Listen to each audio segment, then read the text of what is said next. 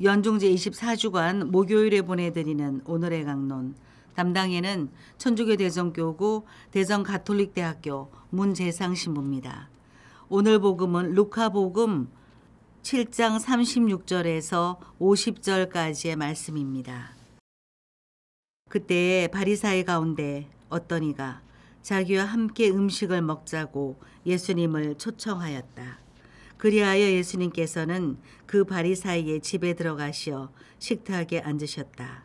그 고을에 죄인인 여자가 하나 있었는데 예수님께서 바리사이의 집에서 음식을 잡수시고 계시다는 것을 알고 왔다. 그 여자는 향유가 든 옥합을 들고서 예수님 뒤쪽 발치에 서서 울며 눈물로 그분의 발을 적시기 시작하더니 자기의 머리카락으로 닦고 나서 그 발에 입을 맞추고 향유를 부어 발랐다. 예수님을 초대한 바리사이가 그것을 보고 저 사람이 예언자라면 자기에게 손을 대는 여자가 누구이며 어떤 사람인지 곧 죄인인 줄 알 터인데 하고 속으로 말하였다. 그때 예수님께서 말씀하셨다. 시몬아, 너에게 할 말이 있다. 시몬이 스승님 말씀하십시오 하였다. 어떤 채권자에게 채무자가 둘 있었다. 한 사람은 500데나리온을 빚지고 다른 사람은 50데나리온을 빚졌다. 둘 다 갚을 길이 없으므로 채권자는 그들에게 빚을 탕감해 주었다. 그러면 그들 가운데 누가 그 채권자를 더 사랑하겠느냐? 시몬이 더 많이 탕감받은 사람이라고 생각합니다. 하고 대답하자 예수님께서 옳게 판단하였다 하고 말씀하셨다. 그리고 그 여자를 돌아보시며 시몬에게 이르셨다. 이 여자를 보아라. 내가 네 집에 들어왔을 때 너는 나에게 발 씻을 물도 주지 않았다. 그러나 이 여자는 눈물로 내 발을 적시고 자기의 머리카락으로 닦아주었다. 너는 나에게 입을 맞추지 않았지만 이 여자는 내가 들어왔을 때부터 줄곧 내 발에 입을 맞추었다. 너는 내 머리에 기름을 부어 발라주지 않았다. 그러나 이 여자는 내 발에 향유를 부어 발라주었다. 그러므로 내가 너에게 말한다. 이 여자는 그 많은 죄를 용서받았다. 그래서 큰 사랑을 드러낸 것이다. 그러나 적게 용서받을 사람은 적게 사랑한다. 그러고 나서 예수님께서는 그 여자에게 말씀하셨다. 너는 죄를 용서받았다. 그러자 식탁에 함께 앉아있던 이들이 속으로 저 사람이 누구이기에 죄까지 용서해 주는가 하고 말하였다. 그러나 예수님께서는 그 여자에게 이르셨다. 내 믿음이 너를 구원하였다. 평안히 가거라. 대전 가톨릭 평화방송 애청자 여러분 안녕하십니까? 오늘 복음에서 죄 많은 여인은 눈물로 예수님의 발을 적시고 머리카락으로 닦은 뒤 그 발에 입을 맞추고 옥합에 담긴 향유를 부어 발라드립니다. 예수님을 초대한 바리사이가 그것을 보고 탐탁치 않아 하자 예수님께서는 그에게 빚을 탕감받은 종의 비유를 이야기하시며 적은 빚을 탕감받은 종보다는 많은 빚을 탕감받은 종이 훨씬 더 채권자를 사랑하는 법이라고 설명하십니다.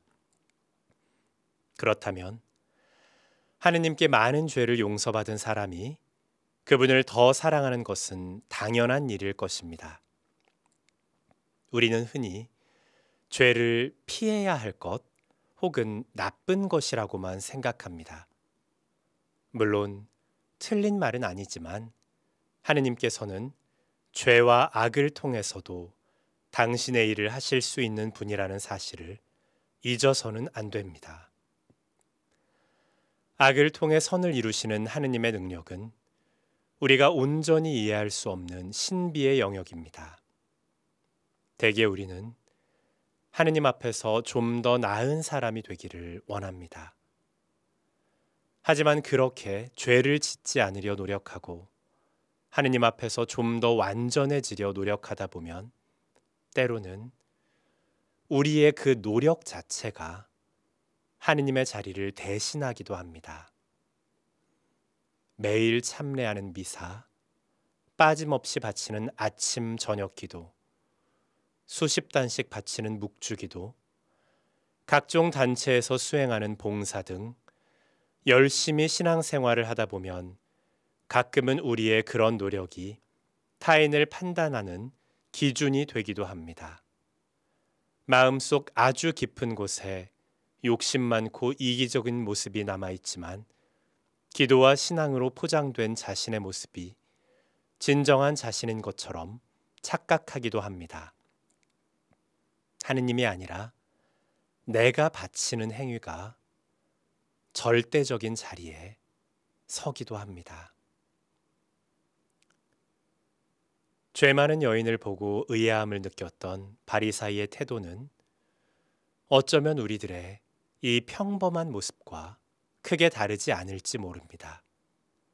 나 역시 부족한 사람이고 나 역시 하느님께 용서받고 있다는 사실을 잃어버린 채 하루하루 살아가는 그런 모습 말입니다. 하지만 거기에 평범한 삶의 어딘가에 죄가 들어선다면 어떨까요? 그것은 나의 죄일 수도 있고 타인의 죄로 인한 고통일 수도 있을 것입니다. 그것이 나의 죄이든 타인의 죄이든 내 삶에 들어온 순간 고요한 호수에 파장이 일듯 내 삶의 호수에 물결이 일렁이게 됩니다. 그리고 우리는 그 일렁이는 물결 속에서 진정한 나의 본 모습을 보게 됩니다. 나 역시 불완전한 존재이며 나 역시 용서받아야 하는 존재라는 보고 싶지 않은 진실을 만나게 됩니다. 하지만 그러한 불완전함을 바라보는 것이 바로 하느님을 만나는 자리가 됩니다. 우리가 우리의 불완전함을 더 깊이 만날수록 하느님의 용서와 은총을 더 크게 갈망하게 되기 때문입니다. 이런 의미에서 우리의 죄는 하느님을 만나는 통로입니다. 바오로 사도가 말했듯이 죄가 많아진 그곳에 은총이 충만하게 내렸습니다. 하느님께서는 우리의 죄를 통해서도 당신의 선을 이루어 가십니다. 하느님 앞에서 우리 인간은 언제나 불완전한 존재로 남아있을 수밖에 없고 그분께서는 이런 우리를 있는 그대로 사랑하기로 마음먹으셨습니다. 그런 그분 앞에서 용서받지 못할 잘못이란 아마도 없을 것입니다. 그렇다면 예수님을 배신했던 유다 이스카리옷과 예수님을 3번이나 모른다고 부인했던 베드로의 차이는 지은 죄의 무게가 아니라 하느님의 사랑을 믿지 않고 등졌는가, 아니면 자신의 부끄러운 모습을 바라보면서도 여전히 그분의 사랑에 희망을 걸었는가의 차이가 아닐까 싶습니다. 우리가 하느님께 진정으로 희망을 걸고 있는 한 우리의 불완전함은 그분을 만나는데 아무런 걸림돌도 되지 못할 것입니다.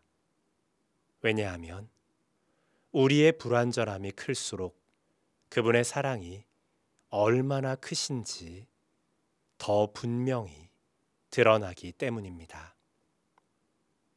우리가 느끼는 죄의 무게가 바로 그분 사랑의 무게입니다.